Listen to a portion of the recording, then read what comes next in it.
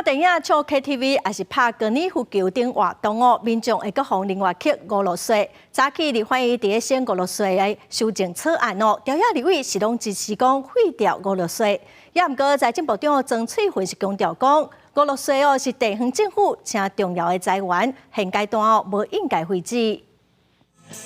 不管是甲朋友伫 KTV 进行唱歌，或者是参加演唱会看表演，去电影院看电影、拍高尔夫球等，民众做真侪休闲娱乐活动的消费金额，除了包含营业税以外，还佫另外被扣五落税，引起调查立委检讨五落税的声音佫起来。 地方政府一直扶植所谓的一个体育竞技，甚至一些艺文活动的表演。那我想这些产业把他们放在一个课税的标的里面，甚至这个要求要提出一些免税的证明，我想对所谓的一个中央也好，或是地方政府也好，形成很大的一个压力。列入奥运项目的高尔夫球运动，有多少的选手在下场练习的时候，民众 去运动的时候，我的天哪！原来去打高尔夫球的时候还被课税。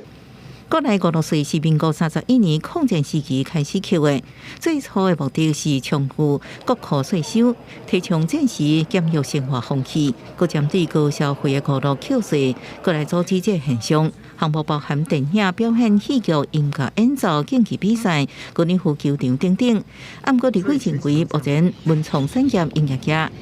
伫台湾 GDP 占比已经到4.82%，做这代际人口占全国就业人口比重也高达2.4%。2021年台湾投资文创产业金额佫达到9.100亿，